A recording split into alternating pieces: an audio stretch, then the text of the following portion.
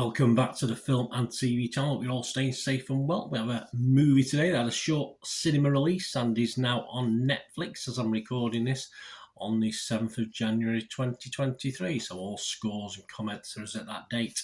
But I'll look at something called The Pale Blue Eye. Please, if you're new to the channel, push that subscribe button, push the bell notifications.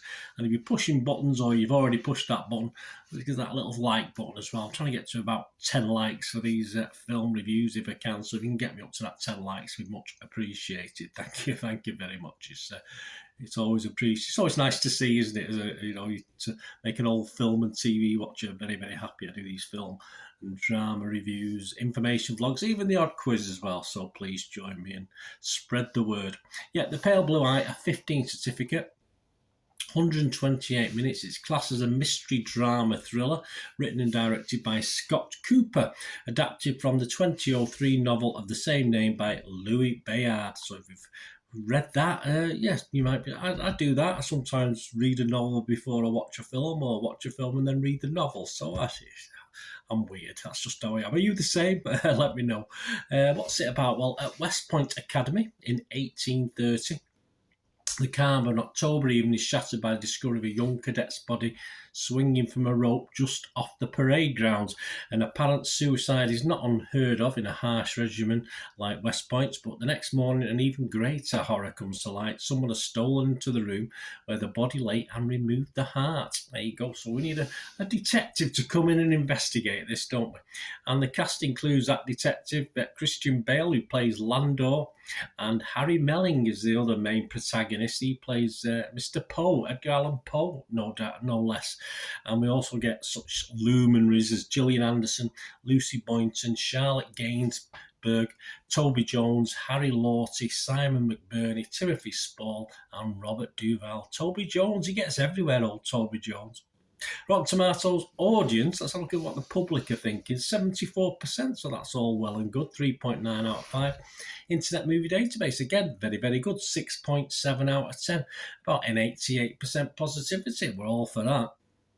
As I said, it's released on Netflix on January the 6th after a short couple of week cinema theatrical release. So if you watched it at the cinema, yeah, it could be a cinema film as in presentation-wise. More a streaming film for me, this one. What about the critics? We think the public like it, don't we? What about the critics?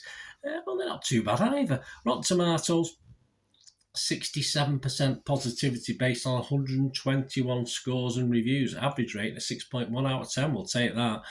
Wendy Hyde, though, here from The Observer, Wendy wasn't very happy with this. She was a bit rotten. She said, "While the picture looks wonderfully atmospheric throughout, with its frostbitten monochromes and consumptive colour palette, the story disintegrates into a lurid and rather silly final act."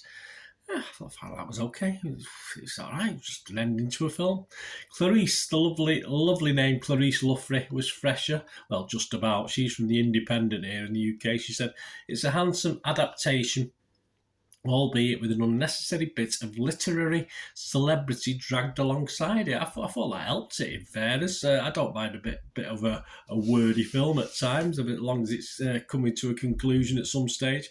Kevin Mayer, he's a lot fresher. He's from the Times here in the UK. He said, "It's beautiful writing and impeccable acting in a perfectly bleak and maudlin movie." Yes, that's a positive, yes.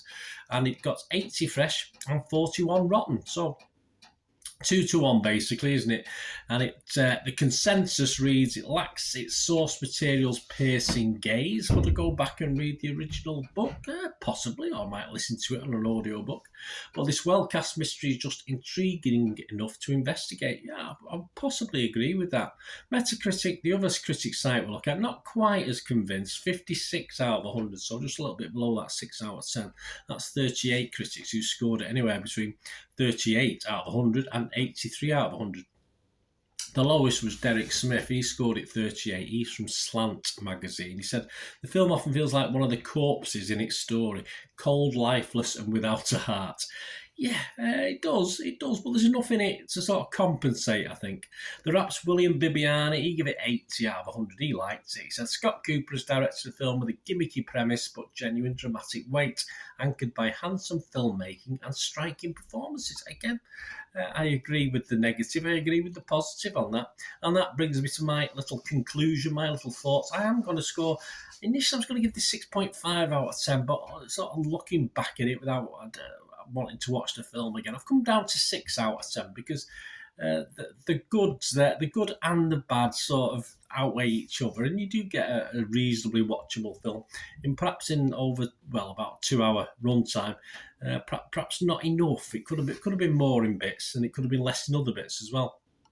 I like the backdrop of West Point. It's certainly added to this dark period who'd done it. And perhaps I wanted to see a little bit more of West Point and the regime in this, but that's not what it was all about. The pace and the wordiness at times certainly won't be to everyone's taste. And I think there's just a little bit of Shutter Island to this. And if you like that, then I think you might like this as well. If you didn't like Shutter Island, vice versa, you might not like this. Some great performances, some really good performances, and mainly UK cast as well, which was nice to see some quality UK acting in a film. And just overall, it sort of improved the sort of film itself because of the quality of the acting. Harry Melling, in particular, as Poe, stood out for me, but as I said, he was not alone in certainly making this an interesting watch. So a dark, what I'd call a period drama mystery, that was interesting. And as I say, the final act, someone commented about it before it came. You think the film's ended, and it hasn't quite. So there's a twist in the tale, if you like.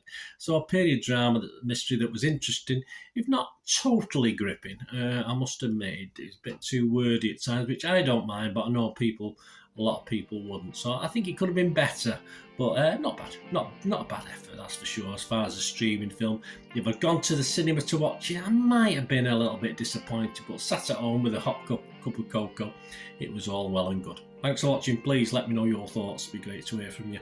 Till we meet again. That's one thing, don't I? Please stay safe, everyone. Bye for now.